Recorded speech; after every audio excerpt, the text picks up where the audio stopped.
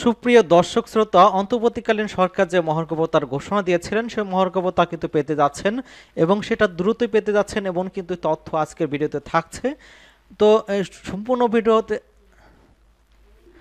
সম্পূর্ণ ধারণা পেতে পুরো ভিডিওটা না টেনে দেখুন। এখানে যেটা বলা হচ্ছে যে সরকারি কর্মচারীদের মহার্ঘ ভাতা জানুয়ারি হতে কার্যকর হলে কিন্তু ফেব্রুয়ারি মাসে বেতনের সাথে পাওয়া যাবে কিনা, বা জানুয়ারি হতে কার্যকর হবে কিনা, বা 4,000 টাকা পাওয়া যাবে কিনা, এমন প্রশ্ন করেছেন অনেকেই।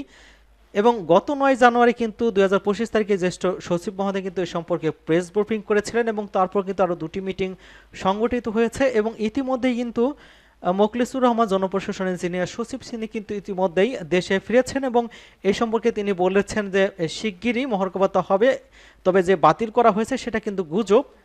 এখানে বলা হচ্ছে যে গত 11 ডিসেম্বর 2024 তারিখে মহার্ঘ ভাতা বিষয়ে একটি কমিটি গঠন করা হয়েছে, এবং জনপ্রশাসনের জ্যেষ্ঠ সচিব মোখলেসুর রহমান এবং কমিটির সদস্য হিসেবে সাংবাদিকদের প্রশ্নের উত্তর অবগত করেছেন যে মহার্ঘ ভাতা বিষয়ে দুটি মিটিং ইতিমধ্যে হয়েছে, এবং মোট কথা হচ্ছে মহার্ঘ ভাতা প্রদানের কার্যক্রম চলমান রয়েছে এবং আগামী জুনের মধ্যে বাস্তবিত হবে এমন মন্তব্য করেছেন তিনি। ইতিমধ্যে কিন্তু সংবাদ মাধ্যমে বিষয়টি অধিকাংশের দৃষ্টিগোচর হয়েছে, তবে গেজেটের জন্য অপেক্ষা করতে হবে। গেজেট না হওয়া পর্যন্ত কিন্তু 4,000 বা 7,800 টাকা মহার্ঘ ভাতা ঘোষণা ধরাছোঁয়ার বাইরে থেকে যাবে। এবং মহার্ঘ ভাতা নিয়ে অর্থনীতিবিদ এবং সাংবাদিকরা যে উল্টোপাল্টা বক্তব্য দিচ্ছে তার পরিপ্রেক্ষিতে কিন্তু তাদের বেতন ভাতা আমাদের সমান করা উচিত এমন দাবি করেছেন, এবং বিভিন্ন পোস্টে থেকে বা তথ্য মোতাবেক যদি 4,000 টাকা ভাতা বাড়ে এবং তাদের কথা অনুযায়ী ইনক্রিমেন্টের সময় বেসিকের সাথে যোগ হয়, তাহলে সর্বনিম্ন 8,200 টাকার সাথে যদি 4,000 প্লাস ইনক্রিমেন্ট পার্সেন্টের আকারে যদি বাসা বাড়ে সেক্ষেত্রে কিন্তু জুলাই থেকে প্রায়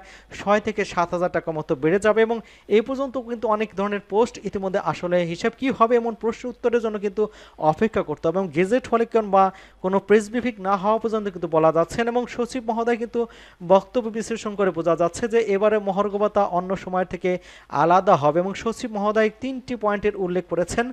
এবারে মহার্ঘ ভাতা অবসরগত পেনশনভোগীরা পাবেন, মহার্ঘ ভাতা রিজনেবল হারে পাবেন, এবং মহার্ঘ ভাতা পরবর্তী ইনক্রিমেন্টের সময় বেসিকের সাথে যুক্ত হবে। এই 3টি পয়েন্ট যে শুধু অবসরভোগীদের জন্য নয় বরং সরকারি কর্মচারীদের ক্ষেত্রে প্রযোজ্য হতে পারে। এবং বাজেট না থাকলে কি মহার্ঘ ভাতা কার্যকর হতে পারে? এখানে যেটা বলা হচ্ছে যে সরকারি কর্মকর্তা কর্মচারীদের গ্রেড অনুযায়ী কিন্তু 2 ভাগে ভাগ করে মহার্ঘ ভাতা দিতে পারে সরকার। 14.5 লাখ সরকারি চাকরিজীবী মূল বেতনের সর্বনিম্ন 10% থেকে সর্বোচ্চ 20% হারে মহার্ঘ ভাতা দেওয়ার পরিকল্পনা রয়েছে। এর জন্য কিন্তু 1 বছরে সরকারি বাড়তি খরচ হবে অন্তত 7,000 কোটি টাকা, এবং বর্তমানে পরিস্থিতির অর্থনৈতিক দৃষ্টিকোণ থেকে এই বাড়তি ব্যয় যুক্তি নয় বলে মনে করছেন অর্থনীতিবিদরা। এবং সংশোধিত বাজেটে মহার্ঘ ভাতার কোনো বরাদ্দ রাখা হয়নি, তাই আগামী মাস হতে কিন্তু মহার্ঘ ভাতার টাকা হাতে পাবেন এমনটা আশা করা ভুল। সংশোধিত বাজেটে আসতে মার্চ হতে এপ্রিল মাস লেগে যায়, তাই মার্চ হতে এপ্রিলের আগে এমন ঘোষণা নাও আসতে পারে। তাছাড়া মহার্ঘ ভাতার সর্বনিম্ন 4,000 নাকি 3,000 টাকা হবে এমন বিষয় কিন্তু স্পষ্টীকরণ পাওয়া যায়নি। বরাদ্দ না আসা পর্যন্ত বেতনের সাথে পাওয়া যাবে না, এবং অন্যদিকে ঘোষণা বা গেজেট জারি হওয়ার পরই কেবল বরাদ্দ আসতে পারে। তো এখানে যেটা বলা হচ্ছে যে মহার্ঘ ভাতার জন্য যে কমিটি গঠন করা হয়েছিল 7 সদস্য বিশিষ্ট, সেই কমিটি কিন্তু 2টি মিটিং করেছে, এবং ইতিমধ্যে কিন্তু 3য় নম্বর মিটিংটা করবে। এবং সেক্ষেত্রে কিন্তু মহার্ঘ ভাতা বাতিল হয়েছে বা এটা দেওয়া হবে কিনা সেটা কিন্তু একটা ধূম্রজাল সৃষ্টি হয়েছে। আপনারা ইতিমধ্যে কিন্তু অবগত আছেন যে অর্থ মন্ত্রণালয়ের যে অর্থ উপদেষ্টা আছেন তিনি কিন্তু বলেছেন যে মহার্ঘ বিষয়ে কোনো সিদ্ধান্ত হয়নি। অন্যদিকে কিন্তু জনপ্রশাসন সচিব তিনি বলেছেন যে মহার্ঘ ভাতার বিষয়ে ইতিমধ্যে কিন্তু কমিটির মিটিং হয়েছে এবং এটা দেওয়া হবে, এবং এটা রিজনেবল হারে দেওয়া হবে।